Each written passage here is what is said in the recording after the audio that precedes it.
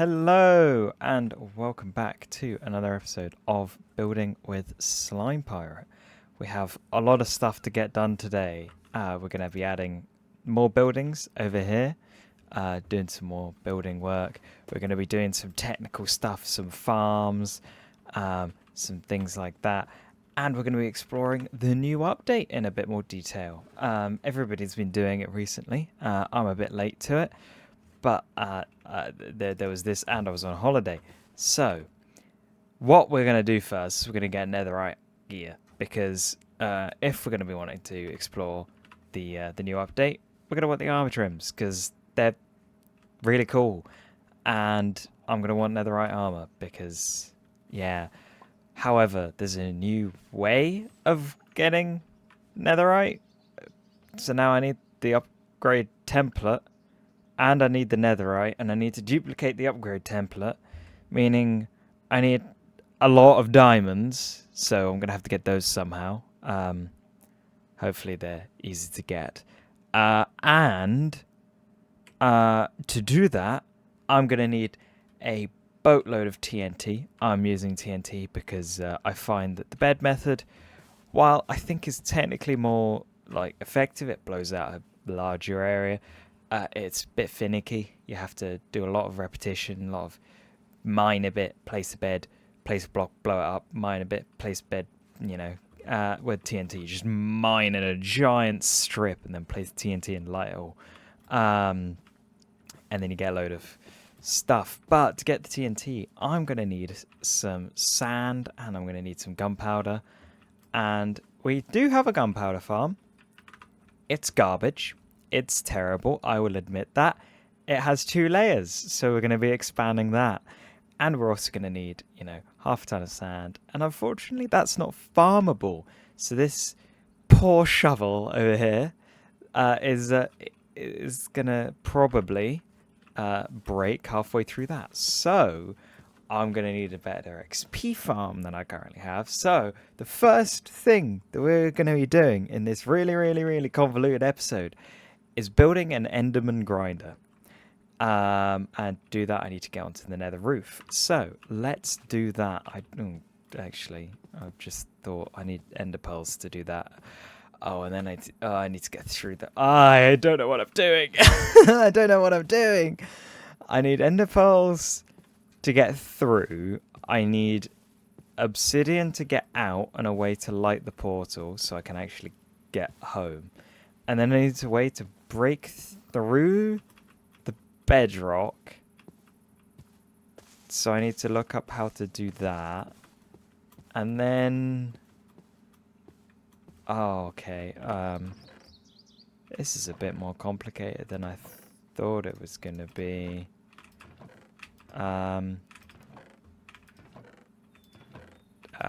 Do I... Wait, oh, there's a bit in there. 5 obsidian. Awesome. Also, I do have a few diamonds, right? Yeah, I've got 10. 10 diamonds.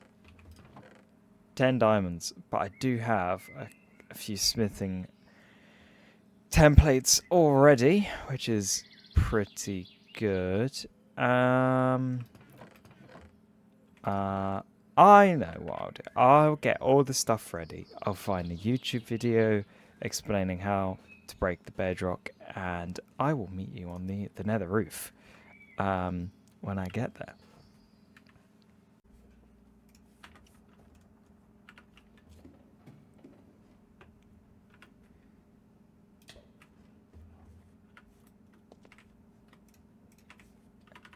We're up. We've done it. There we go.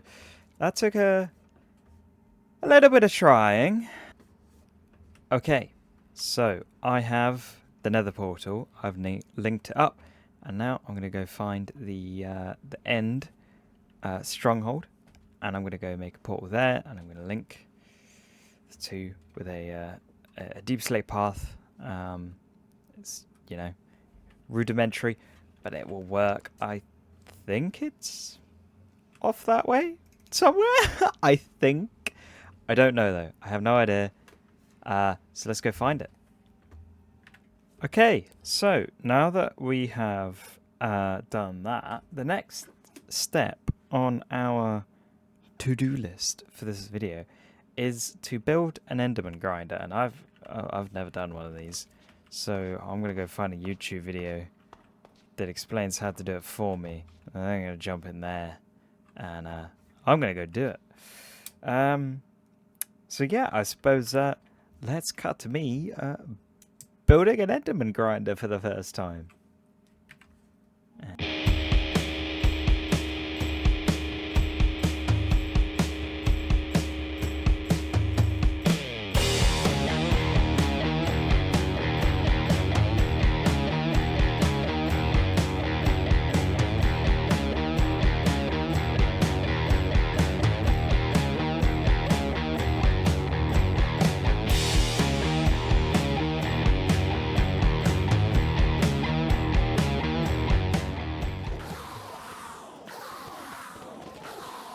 Oh, that's a beautiful sound, isn't it? Let's turn this down. Where is it? Hostile creatures. Ah, look at that XP go up. Look at that. And it's filling up with ender pearls quite nicely. But yeah, this thing is it's pretty insane actually, because they all spawn up here. And then they get like distracted by that guy. If we look at it like this, they all spawn up here, and then they get distracted by the endermite up there. They all fall down in the hole. It's got some inefficiencies, you know, like they just sort of forget that it's there.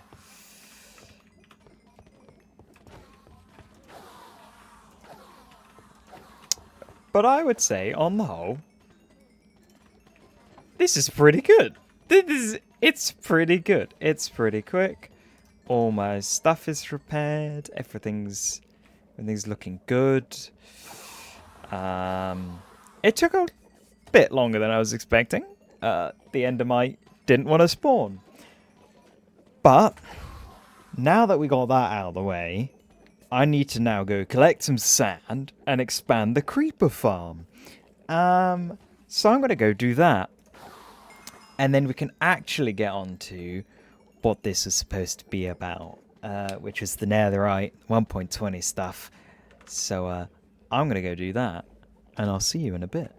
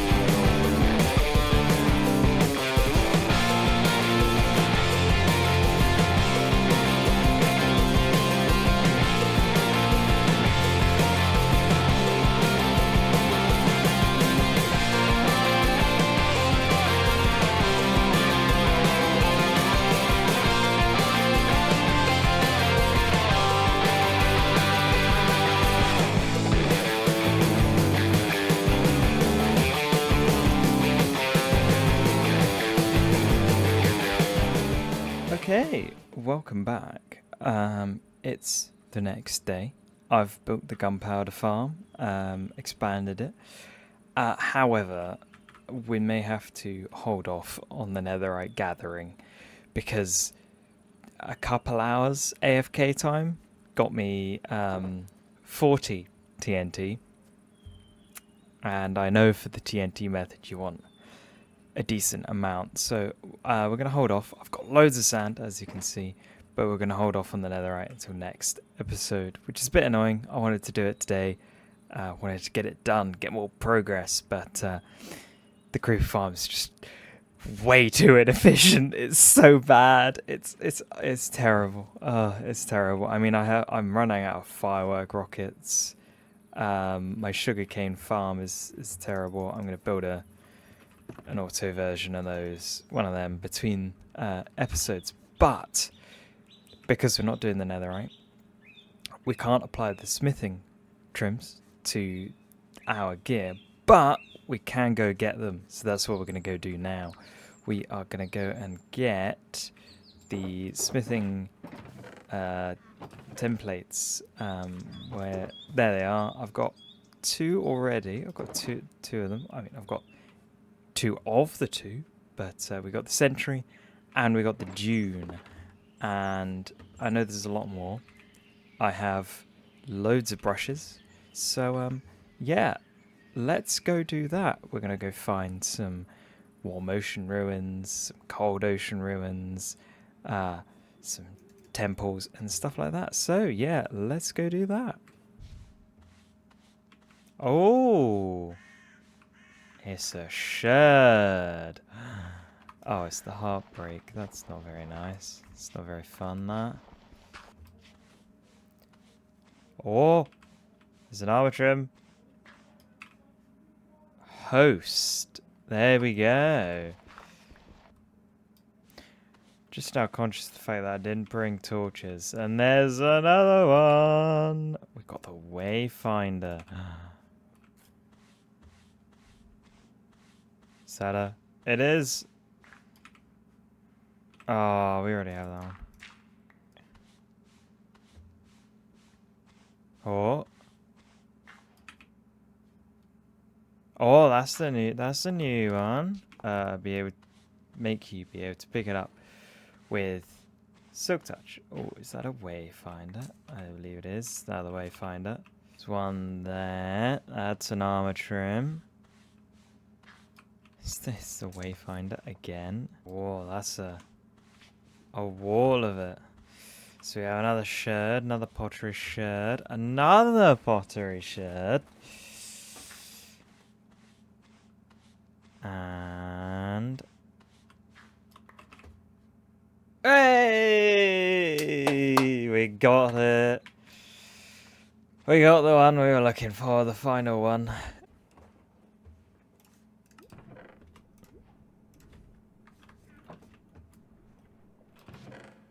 Oh! Oh, thank God I'm recording that. You can find that in here? Sick, awesome. One day and I've got, like, you know, the 2 best music discs. I don't even know if I have a jukebox. Oh my God. Oh, there it is. I've gone completely mental. There we go. Okay, we are back. And, unfortunately, due to the amount of time that I have left to make this video, which is, like, a day. I have a day left, basically. I don't have enough time to complete the 1.20 update, which is a big shame. I really wanted to get it done today, but unfortunately, my luck was just a bit too bad, and I've run out of rockets completely. The gunpowder farm, despite improvements, is still terrible. So what I'm going to have to do is I'm just going to have to work on that sort of as I have time, basically. But we are going to at least complete one task that I set out to do at the beginning of this video, and that is expand the village. So we're going to get some building done, we're going to go through it, we're going to talk through it, and then we should be able to work on what else we wanted to do today in later videos. And some of it will be a little bit off screen, like the tweaks to the creeper farm. It's like just efficiency stuff, you know, making sure other mobs can't spawn and things like that. There's a couple broken bits, I'm not gonna lie. And building like an auto sugarcane farm, you know, I'll show them at the beginning of the videos, but they are not major changes. So let's just get started. Let's go build.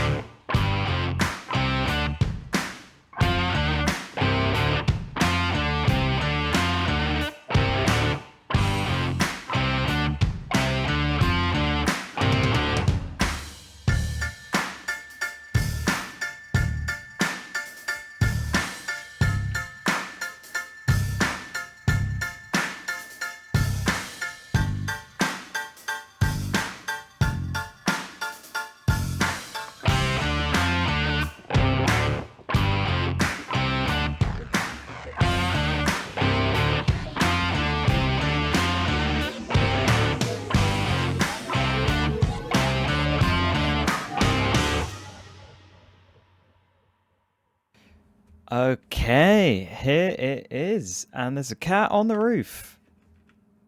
Please be careful. Please. Jelly, no! Be careful! They're cats, they're fine. They got 9 lives. Anyway, here we are. I love this build. I had a lot of fun making it. I like the shape of this house. It feels sort of realistic and yet a bit Minecrafty and a bit sort of whimsical. You know, I mean, that is some overhang right there. Obviously the roof right now looks a bit goofy. It looks a bit weird. The green and the oranges, and I mean, it kind of works. It kind of works. But it's going to oxidize. We're going to let all this oxidize and stuff like that. But I may have borrowed this pattern from B-dubs. Borrowed, yes, borrowed. Well, I learnt it off B-dubs. It works so well. It's really nice. And when it all oxidizes down and I can get the actual pattern of the oxidized and is it weathered? I don't know, the turquoise one and the green one. When I can get the pattern in there, it will look really good and it will look really nice. But I've used some weird and wonderful blocks making this house. So obviously the base is pretty standard, steep slate.